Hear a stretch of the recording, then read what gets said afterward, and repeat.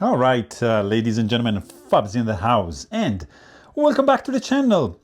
Check this out. I got all the parts, almost, ready to be mounted together on what I will be showing to you in a little bit. Just stay tuned because there's something very unique that's gonna come up on this channel. I am teaming up with Mr. Alvandi from Tehran, Iran, to create something quite unique that you've never seen anywhere. It is going to be the cone for the Horseman 617 for this beauty right over here. This is the Fujinon 400mm f8. This is a telephoto lens, and right now it's mounted on a linoff plate, but soon will be mounted on a cone for a Horseman SW617. And I've got the finder already. I don't know if you can see, but there's a 400mm right up there. This is awesome. This actually, by the way, it's also gonna fit onto the Fuji GX617. It's shared shoe, with that camera. And I've got a Arca Swiss plate that's gonna be mounted underneath. You need a beefy one, a thick one with 2 screws to mount that beast. You're gonna see later. And then we're gonna need a lens wrench. In this case, I've got this one. It's adjustable. You can decide it's like a spanner, and it has like a flat head and just like a pointy tip on the other side. So these are the elements that I need to be mounting, and there's gonna be another video for that, onto the cone that it's gonna come soon. So you have to stay tuned for that, and it will become pretty much something like this.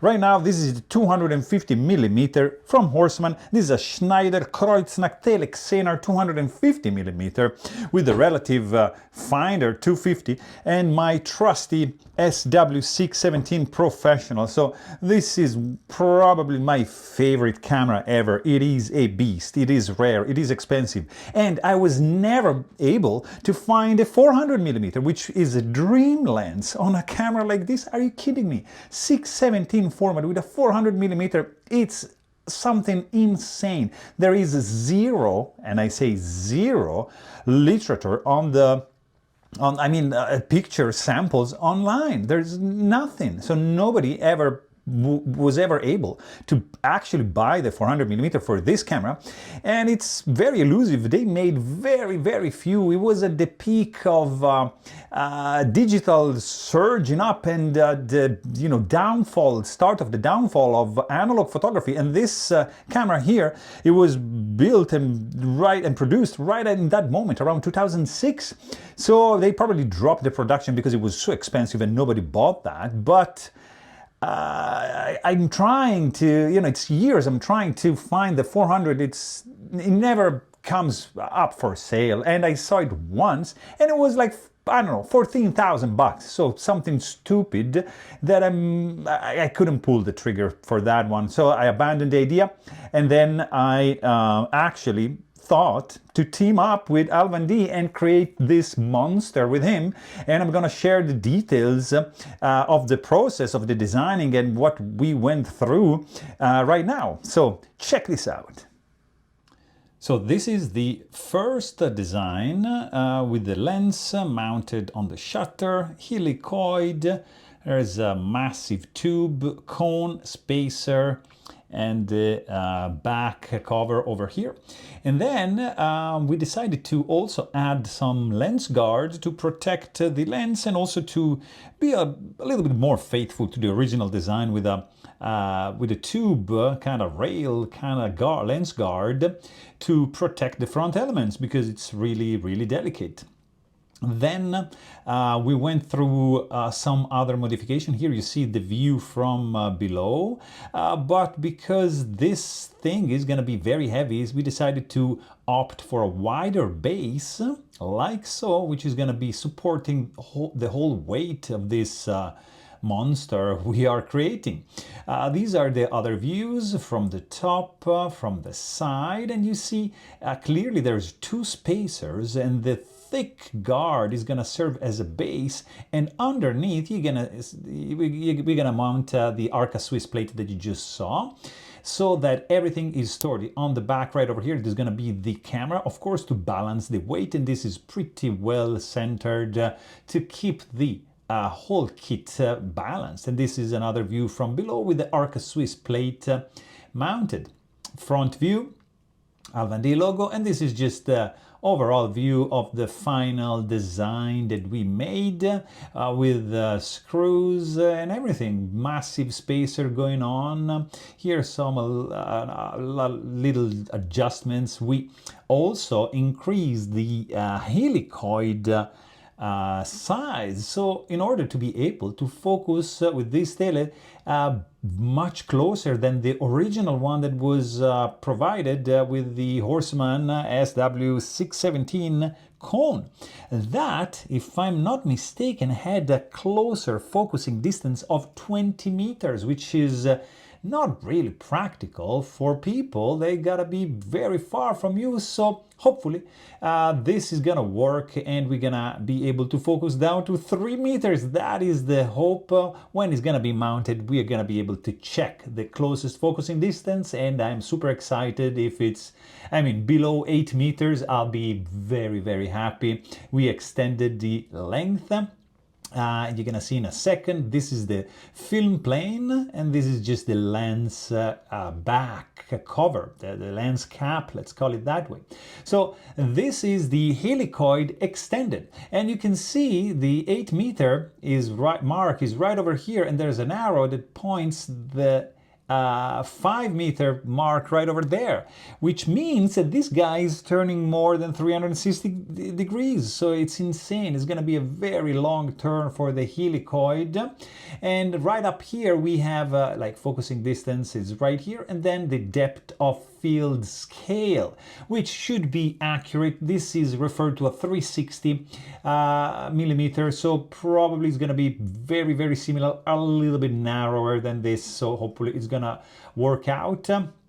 If not, I'm gonna do some markings and I'm gonna maybe stick them on top of that. But anyways, here you see it retracted with the focus almost to infinity. These are the two spacers made, and here you see the actual machining of the spacer going on like that, with some coolant, of course. And it's pretty cool to see the whole procedure, the whole process that is going on behind the scene for this massive project that is taking quite some time and quite some experience on both sides, right?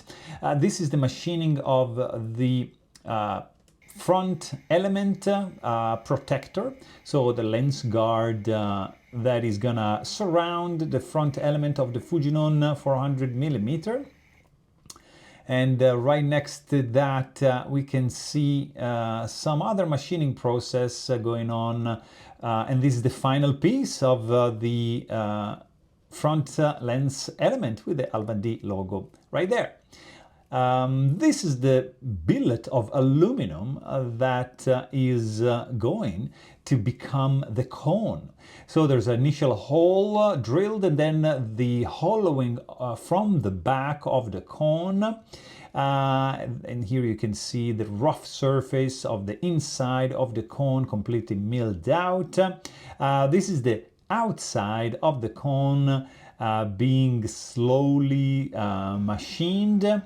As you can see, it's a very slow process. It takes a lot of time and precision, and this is all made in Tehran, and I'm very happy to be able to collaborate and create something that I can say it's quite unique, because you don't have this thing anywhere. So This is the finishing of the surface of the cone to give it a smoother finish, getting ready for anodization. This is another step, as you can see, and this is just the finishing of the edge at the base of the cone, as you can see. And it's really cool to see the process and behind the scene, and to be able to work with this guy.